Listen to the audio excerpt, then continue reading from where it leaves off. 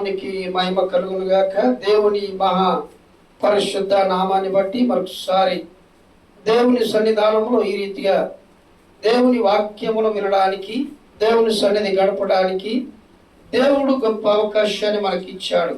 హల్లెలూయా. దేవునికి మహిమ.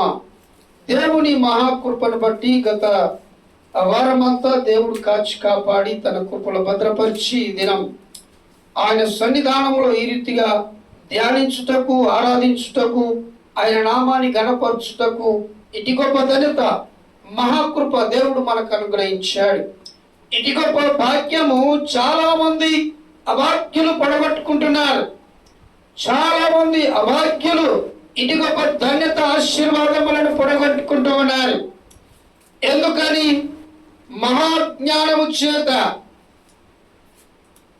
ఆ ఎక్కువ తెలివితేటల చేత దేవుని సన్నిధి ధిక్కరిస్తూ, లోకములో ఉన్నదాన్ని చూస్తూ, లోకాశల వైపు చూస్తూ దేవుని పక్కన పెడుతున్నారు. దేవునికి మహిమ కలుగును గాక. చూద్దాం దేవుని వాక్యముల నుంచి అపోస్తుల కార్యముల గ్రంథం 16వ అధ్యాయం 16వ వాక్యం. మేము ప్రార్థనా స్థలమునకు వెళ్ళుచుండగా పుతోను అను దయ్యము పట్టినదై స్వద చెప్పుట చేత తన యజమానులకు బహులాభము సంపాదించుచున్న ఒక చిన్నది మాకు ఎదురుగా వచ్చెను. మేము ఆమె పౌలును మమ్మును వెంబడించి, ఈ మనుషులు సర్వోన్నతుడైన దేవుని దాసులు, వీరు మీకు రక్షణ మార్గమును ప్రచురించువారై ఉన్నారని కేకలు వేశాను. మీకు రక్షణ మార్గము ప్రచురించువారై ఉన్నారని కేకలు వేసి చెప్పాను. దేవునికి మహిమ కలుగును గాక. ఈ గొప్ప సంఘటన, ఈ గొప్ప విషయము పరిశుద్ధ గ్రంథ లేఖనము తెలియపరుస్తూ ఉన్నది. మేము అనగా పౌలు శీలలిద్దరూ మరి ప్రార్థనా స్థలమునకు వెళ్ళుచున్నారు, అనగా మందిరానికి వెళ్ళుచున్నారు, అనగా ఆరాధనకు వెళ్ళుచు ఉన్నారు, ఆ దేవుని కీర్తించడానికి వెళుతూ ఉన్నారు, ఆ పరిశుద్ధమైన దేవుని ఆరాధించడానికి వెళుతూ ఉన్నారు. ఆయన సన్నిధి ఉండడము గొప్ప భాగ్యమని తలంచి ఆ సమయానికి వారు త్వరపడి ప్రార్థనా స్థలమునకు వెళ్ళుచుండగా ఈనాడు ఈ ప్రార్థనా స్థలమునకు రావడానికి చాలా మందికి ఇష్టం లేదు, అసహ్యం పుడుతున్నది, కోపం వస్తూ ఉన్నది, ఒక భయంకరమైనటువంటి డిప్రెషన్లోకి వెళ్ళుచున్నారు.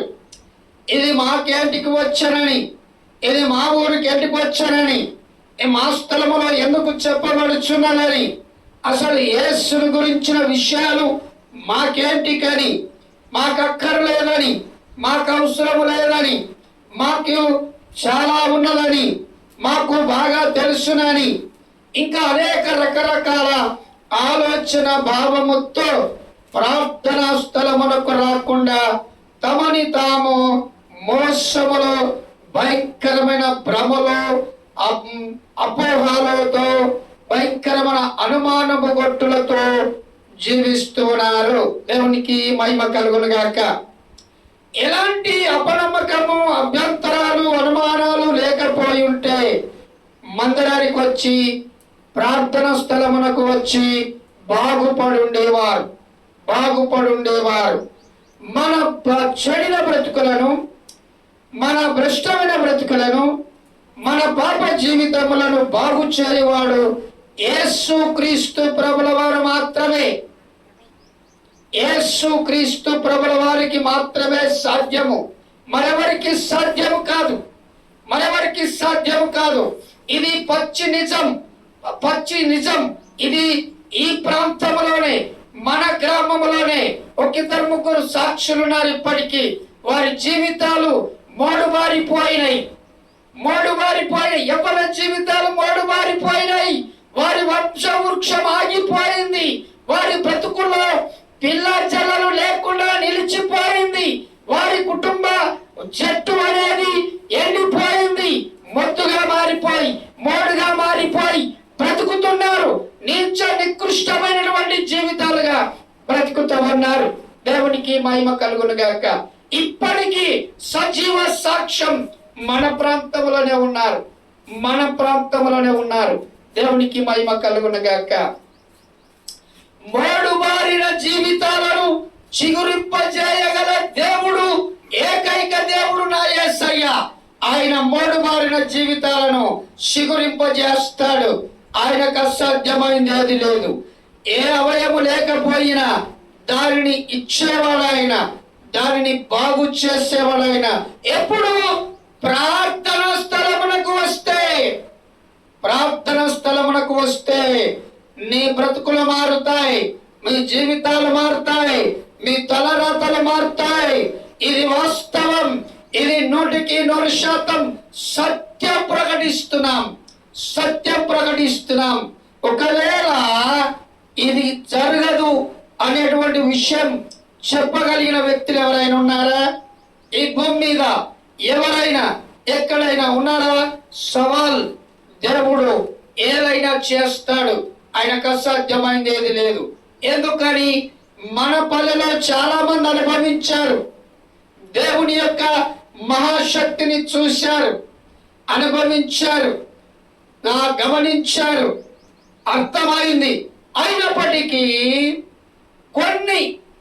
కొన్ని అలవాట్లు పద్ధతుల ద్వారా ప్రార్థనా స్థలమునకు రాకుండా తమ జీవితాలను తామే మోసపుచ్చుకుంటూ ఉన్నారు, మోసములో జీవిస్తూ ఉన్నారు. దేవునికి మహిమ కలుగును గాక. ఎందుకని ఇంత కఠినంగా మాట్లాడుతున్నామని అంటే, ఇది బొజ్జగించి చెప్పే మాటలు కాదు, ఇది పసిపిల్లను బతిమలాడి భూమదినమని చెప్పేది కాదు. ఎందుకని? ఆయన నిజమైన దేవుడు గనక వాక్యము ఖచ్చితముగా అనగా ఖచ్చితముగా చెప్పాలని దేవుడు సృష్టికర్త చెప్పాడు గనక చెప్పవలసి వస్తున్నది. రండి, ఈ మాటలు విని ఈ జీవము గల శక్తివంతమైన దేవుని మాటలు విని తమ బ్రతుకులను బాగు చేసుకోమని ఈ దినాన దేవుడు నీతో నాతో మాట్లాడుతున్నాడు. పౌలు శీలలు, మేము ప్రార్థనా స్థలమునకు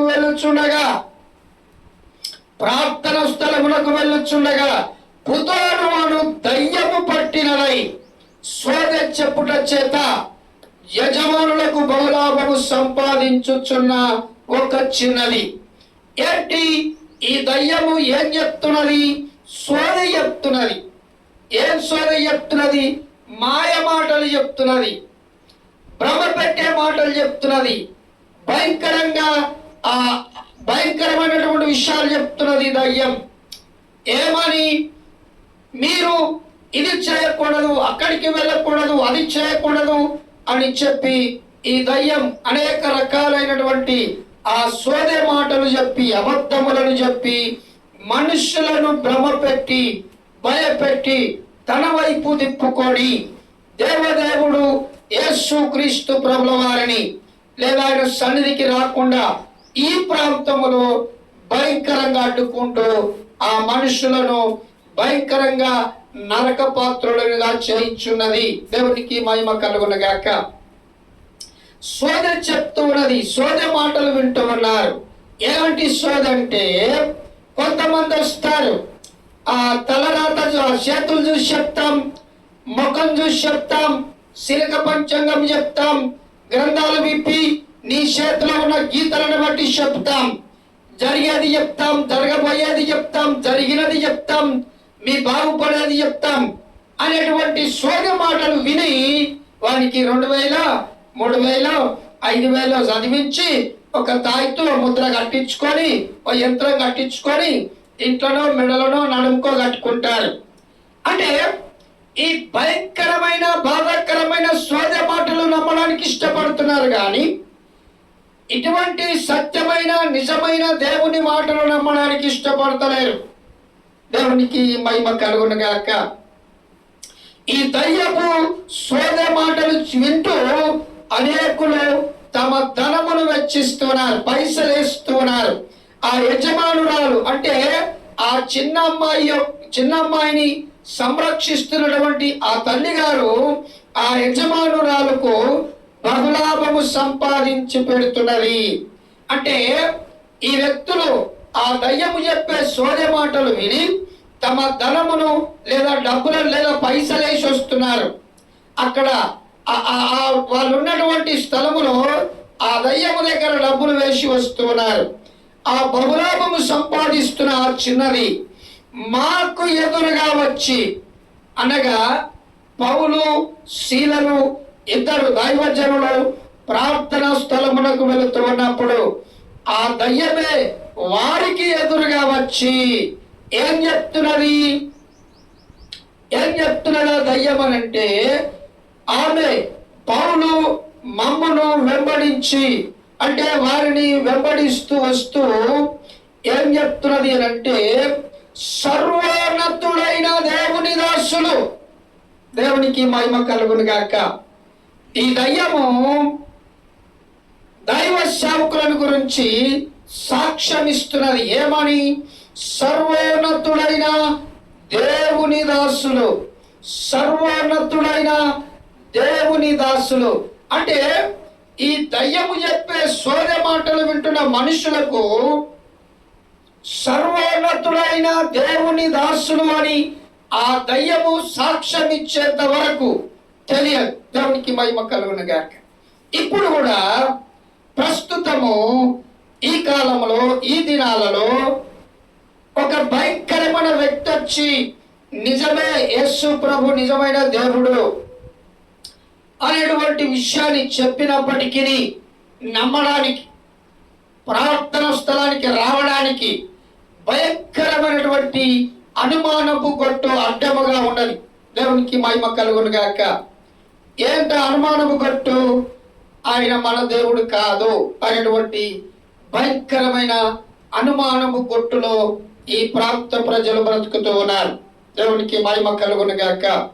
దేవుడు నిజమైన దేవుడు కాకపోయి ఉంటే, పరిశుద్ధమైన దేవుడు కాకపోయి ఉంటే ఇంత భారము, ఇంత వేదన, ఇంత బాధ్యత ఎందుకుండేది? కారణం ఏమిటి? ఆయన సత్యస్వరూపి అయిన దేవుడు, ఆయన సర్వోన్నతుడైన దేవుడు అనేటువంటి విషయాన్ని ఈ పుతోను అనే దయ్యము సాక్ష్యమిస్తున్నది. పుతోను అనే దయ్యము సాక్ష్యమిస్తున్నది. ఎప్పుడు? ఈ రోజు, ఈ దినము మన మధ్యలో సాక్ష్యమిస్తున్నది.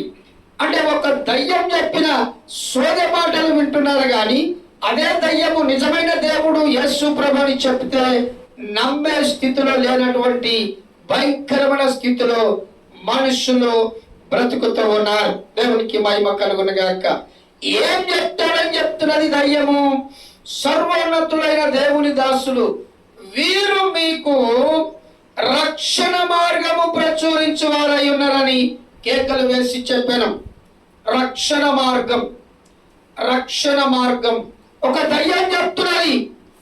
రక్షణ మార్గం చెప్పడానికి దైవదాసులు వచ్చారని ఒక దయ్యం చెప్తున్నది.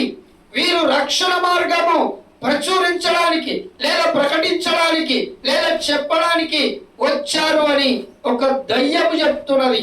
అంటే దయ్యానికి తెలుసు దేవుడు ఎవరో, దయ్యానికి తెలుసు దేవుని దాసులు ఎవరో, దయ్యానికి తెలుసు దైవజనులు ఎవరో, దేవుని పిల్లలు ఎవరో, దేవుని సన్నిధి ఏమిటో దయ్యాలకు బాగా తెలుసు అన్న విషయాన్ని ఈ సందర్భంగా దయ్యం సాక్ష్యం ఇస్తున్నది. కేకలు వేసి చెప్తున్నది దయ్యం. మామూలుగా కాదు, మామూలు స్వరముతో కాదు. ఈ పుతోను అనే దయ్యము వీరు అనగా దైవదాసులు, దైవజనులు మీకు రక్షణ మార్గం ప్రచురించువారై ఉన్నారని కేకలు వేసి చెప్పాను. మేము చేస్తున్న పని అదే. మేము ఏం చెప్తున్నాం? నిజమైన దేవుడు యేసు క్రీస్తు ప్రభుల వారని, మన ఆత్మలకు రక్షణ దయచేయువాడని, మన ఆత్మను రక్షించుకొనుటకు రక్షకుడుగా దేవదేవుడు ఈ భూలోకానికి దిగి వచ్చాడని, ఆ రక్షకుని నమ్ముకుంటే మనకు నిత్యత్వం అనగా మోక్షము లభిస్తుందని ప్రకటిస్తూ లేదా ప్రచురిస్తూ ఉన్నాం. దీనిని తొలనాడుతూ ఉన్నారు. ఈ విషయాన్ని పక్కన పెడుతూ ఉన్నారు. ఈ రక్షణ సువార్తను ప్రకటిస్తూ ఉన్నప్పుడు విని గ్రహించి తెలుసుకొని ఆ రక్షణ పొందుకోవడానికి ఇష్టపడట్లేదు. కారణం ఏమిటి? కొన్ని అడ్డుకట్టగా ఉన్నాయి. కొన్ని పాపాలు, కొన్ని రహస్య పాపాలు అడ్డుగా వస్తూ ఉన్నాయి.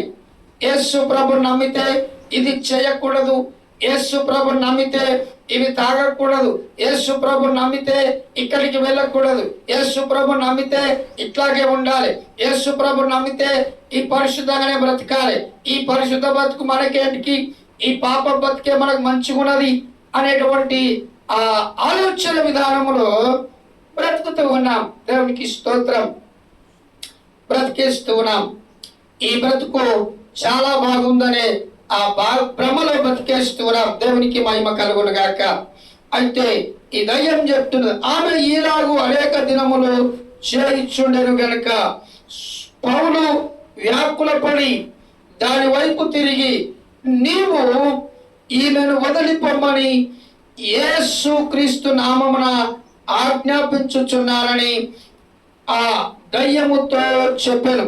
వెంటనే అది ఆమెను వదిలిపోయెను. దేవునికి మహిమ కలుగును గాక.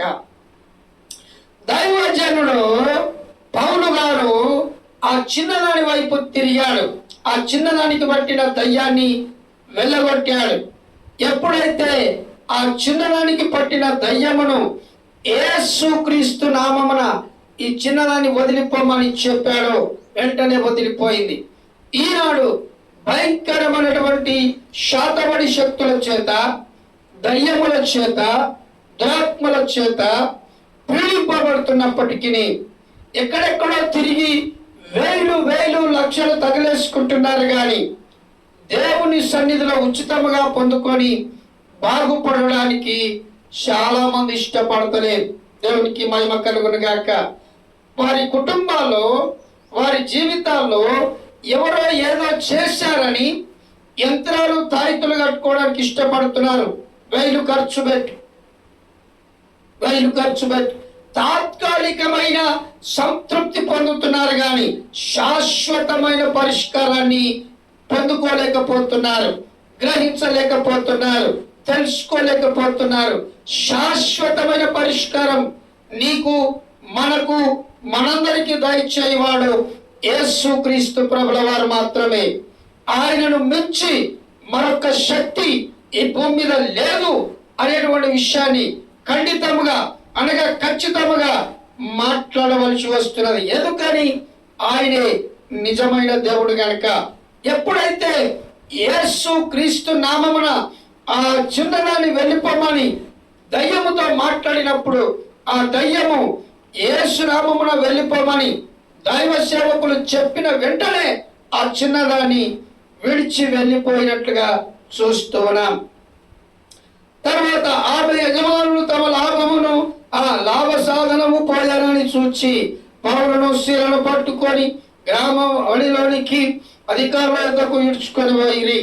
నిజము చెప్పితే నమ్మడానికి ఇష్టపడతలేరు, నిజాన్ని గ్రహించి ఒప్పుకోవడానికి ఇష్టపడతలేరు. ఆ సత్యాన్ని చెప్పినప్పుడు, ఆ నిజాన్ని చెప్పినప్పుడు, ఆ దయ్యమును పట్టిన చిన్నదాన్ని బాగు చేసినప్పుడు, బాగుపడిన ఆ చిన్నదాన్ని బట్టి సంతోషిస్తలేరు. కానీ ఆ దయ్యాన్ని వెళ్ళగొట్టడం ద్వారా వాళ్ళకి బాధ అయిపోయింది. దేవునికి మహిమ కలుగును గాక. ఈ పుతాను అనే దయ్యమును ఆ చిన్నదాని మీద నుండి వెళ్ళగొట్టే వారికి, ఆ చిన్నది బాగుపడే వారికి, ఆ చిన్నది మంచిగా అయిన తర్వాత ఆ యజమానురాలకు కోపం వచ్చింది, బాధ కలిగింది, దుఃఖము, వేదన కలిగింది. దేనిని బట్టి? ఆ దయ్యము చెప్పే అబద్ధపు సోది మాటలు జనాలు విని తమ పైసలు ఆ దయ్యం ముందు వేస్తూ వెళ్తూ ఉండేవారు. ఆ పైసల ద్వారా ఆ సంపాదనము, ఆ సంపాదించుకునే, ఆ కూర్చున్న చోట సంపాదించుకునే ఆ సంపదనము పోయిందని ఈ చిన్న బిడ్డ ఆ దయ్యము నుంచి విడిపించబడి బాగుపడిందని బాధపడుతున్నది. ఇక్కడ ఆ చిన్న బిడ్డ ఆ దయ్యము వెళ్ళిపోయిన తర్వాత, బాగుపడిన తర్వాత, అయ్యో నా చిన్న బిడ్డ బాగుపడింది, దయ్యం నుంచి విడిపించబడింది, నాకు సంతోషము కదా, నాకు ఆనందము కదా అని తలంచట్లేదు. దేవునికి మహిమ కలుగునుగాక. అలాగే మరొక చోట 2000 దయ్యాలు పట్టిన వ్యక్తిని బాగు చేశాడు యేసు ప్రభుల వారు. ఆ 2000 దయ్యాలు ఆ వ్యక్తిని విడిచిపెట్టి ఆ పందులలోనికి వెళ్ళి పడినప్పుడు, ఆ పందులన్నీ వెళ్ళి సముద్రంలో పడి చచ్చిపోతే, ఆ గ్రామ పెద్దలు, ఆ పందులు యజమానులందరూ వచ్చి ఈయన ఎవరో అని భయపడి, అయ్యా మా ఊళ్ళకి కానీ మా ప్రాంతం కానీ మీరుండొద్దయ్యా, మీరు వెళ్ళిపోండి అని చెప్పారు. ఎందుకని? ఈ 2000 దయ్యాలు పట్టిన వ్యక్తి బాగుపడడం వారికి మింగుడు పడలేదు. ఈ 2000 దయ్యాలను ఆ వెళ్ళబట్టి ఆ వ్యక్తిని మంచిగా చేసినప్పుడు, అయ్యో మావాడు మంచిగా అయింది కదా, మావాడు బాగుపడ్డాడు కదా, మావాడు మంచి బ్రతుకులు పొందుకున్నాడు కదా, ఇక కుటుంబంలో ఒక వ్యక్తిగా నిలబడతాడు కదా, మంచిగా కష్టం చేసుకొని బతుకుతాడు కదా, వీడు ఇంతకాలం దయ్యాల చేత పీడింపబడి ఆ బొందలగడ్డకు వండుకొని భయంకరంగా జీవించేవాడు. అక్కడికి ఎవరైనా పోతే వారిని కొట్టి చంపేవాడు. ఆ దయ్యములు బట్టి భయంకరమైన హింస బాధ పొందినటువంటి వాడు. వీడు బాగుపడ్డాడు, వీడు మంచిగా అయ్యాడు, ఇలాంటి వాళ్ళు చాలా మంది మా ఊర్లో బాగుపడితే బాగుండవు అని అనుకోకుండా, అని ఆలోచించకుండా ఈ దయ్యాల నుంచి వెళ్ళగొట్టడం, ఈ దయ్యాలను వెలగొట్టడం, ఈ మనుషులను బాగు చేయడం, ఈ బ్రతుకులు బాగు చేయడం మాకు అక్కర్లేదు, మాకు అవసరం లేదు, మేము ఇట్లాగే బతుకుతాం, మేము ఇట్లాగే జీవిస్తాం, ఈ మంచి బతుకు మాకు అక్కర్లేదు అనేటువంటి ఆలోచన భావము కలిగి యేసు ప్రభుల వారిని వారి నుంచి వెళ్ళిపోమని చెప్తున్నారు. ఇక్కడ ఈ పుతోడు అనే దయ్యం పట్టిన చిన్నదాన్ని బాగు చేసినప్పుడు ఆ చిన్నదాని తల్లి లేదా ఆ యజమానురాలు, ఆ తల్లి గారు ఏమంటూ ఉన్నది, అయ్యో నాకు వచ్చే లాభాన్ని పొడగొట్టారు, నేను సంపాదించుకునే సంపాదన పొడగొట్టారు, ఈ దయ్యము చేత ఈ మనుషులకు అబద్ధం చెప్పించి మోసం చేసి నేను అనేక డబ్బులు సంపాదించుకునేదాన్ని, ఇప్పుడు ఆ దయ్యమును వెలగొట్టారు, నేనేం చేయాలి అని చెప్పి కేసేసింది. దైవ సేవకుల మీద ఆ పెద్దలతో ఆ సంభాషణ చేసి వారి మీద వ్యక్తిగత అభిప్రాయం పెట్టుకున్నది. అలాగే ఈ రోజుల్లో కూడా, ఇప్పుడు ఈ ప్రాంతంలో కూడా గత కాలముగా చూస్తూ ఉన్నాం. ఒక దురభిప్రాయం, దురాలోచన పెట్టుకొని ప్రార్థనా మందిరానికి రాలేకపోతూ ఉన్నారు, ప్రార్థనా మందిరములో గడపడానికి ఇష్టపడలేకపోతూ ఉన్నారు. దేవునికి మహిమ కలుగును గాక. దేవుడు సృష్టికర్త, పరిశుద్ధుడు, పరమాత్ముడు, భగవంతుడు, ఆయనను మించిన దేవుడు మరొకడు లేడు, ఆయనే నిజమైన దేవుడు అనేటువంటి విషయాన్ని మేము ప్రకటిస్తున్నాం, ప్రకటిస్తూనే ఉంటాం, చెప్తూనే ఉంటాం. మా ఆయుష్ కాల జీవితము ముగిసే వరకు ఈ మాటలు చెప్తూనే ఉంటాం. దేవునికి మహిమ కలుగును గాక. వినినవాడు తమ ఆత్మ రక్షణ పొందుకొనును, విననివాడు నిత్యాగ్ని నరక దండన పొందుకొనును, నిత్య నాశనమునకు వెళ్ళును. దేవునికి మహిమ కలుగును గాక. నరకమున్నది, పరలోకమున్నది. అవును, మోక్షము నరకమని సకల వేద శాస్త్ర గ్రంథాలు ఘోషిస్తున్నాయి, ప్రకటిస్తున్నాయి, తెలియపరుస్తున్నాయి. బైబిల్ ఒక్కటే కాదు, సకల వేద శాస్త్ర గ్రంథాలు నరకమున్నది, మోక్షమున్నది అని వాస్తవాన్ని పరిగణిస్తూ ఉన్నాయి. అదే మాట పరిశుద్ధ గ్రంథం బైబిల్ కూడా తెలియపరుస్తున్నది. బైబిల్లో ఉన్న ప్రతి మాట ఇది దేవుని మాట, దేవుని వాక్యం. దేవుడు మాట్లాడిన మాట గ్రంథస్థముగా దేవుడు మనకు దయచేశాడు కనుక ఆ మాటలు వింటూ ఉన్నాం. మేము ప్రార్థన స్థలములకు వెళ్ళొచ్చుండగా పుతోడు వారు దయ్యము పట్టినవై సోద చెప్పుట చేత తన యజమానులకు బహు లాభం సంపాదించుచున్న ఒక చిన్నది మాకు ఎదురుగా వచ్చి పౌలు శీలలు మాట్లాడుతున్నారు. మాకు ఎదురుగా వచ్చి ఆమె పౌలును మమ్మను వెంబడించి అనగా వారి వెంబడి ఈ దయ్యం పట్టిన చిన్నది కొంత దూరం నడిచిన తర్వాత ఆ దయ్యం ఏం చెప్తున్నది? వెంబడించి ఈ మనుషులు ఎవరు? ఈ మనుషులు అంటే ఎవరు? దైవజనులు, దేవుని సేవకులు. పౌలు శివలు ఆ రోజు ఉన్నారు, ఈనాడు దైవజనులుగా మేము ఉన్నాం. అదే ప్రాంతం, అదే బైబిల్ వాక్యం, అదే ప్రార్థన జీవితం, అదే ప్రార్థన కృపావరం.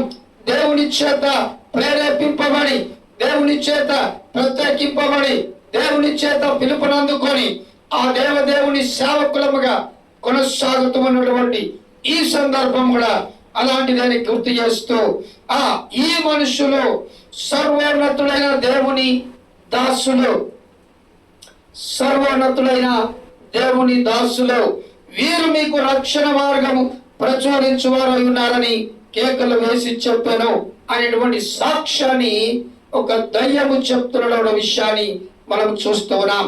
దేవునికి మహిమ కలుగును గాక.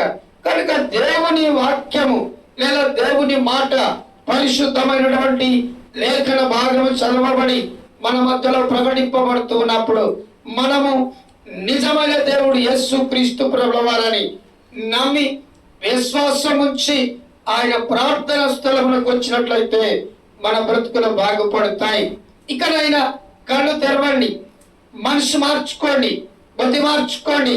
నిజమైన దేవుడు యేసు క్రీస్తు ప్రభువారని తెలుసుకోండి. రండి, ప్రార్థన స్థలములకు వచ్చి తమ ఆత్మలకు రక్షణ పొందుకోండి. ఈ దయ్యం అదే చెప్తున్నది, మీకు రక్షణ మార్గము ప్రచురించువారై ఉన్నారు. రక్షణ మార్గం ప్రకటించువారమై ఈ స్థలమందు నిలబడి ఉన్నాం. దేవునికి మహిమ కలుగును గాక. ఈ రక్షణ మార్గం ఎందరైతే పొందుకోవాలని ఆశపడుతున్నారో వారందరూ ప్రార్థన స్థలములకు వచ్చి ఈ రక్షణ మార్గం పొందుకోవాలని దేవుని పేరిట ఆహ్వానిస్తున్నాం. దయ్యము సాక్ష్యం చెప్తే గాని, దయ్యము నిజం మాట్లాడితే గాని అర్థం కానటువంటి భయంకరమైన స్థితిలో మనం ఉన్నాం. ఈరోజు దేవుని సన్నిధి చెప్పబడుతున్న ఈ రక్షణ మార్గం పొందుకోవడానికి ఇకనైనా కళ్ళు తెరవండి, ఇకనైనా మనసు మార్చుకోండి, ఇకనైనా బుద్ధి మార్చుకోండి. రండి, ప్రార్థన స్థలమునకు రండి, రక్షణ పొందుకోండి. దేవుడి కొద్ది మాటలు దీవించి ఆశీర్వదించును గాక. ఆమేన్. ప్రార్థన చేసుకో.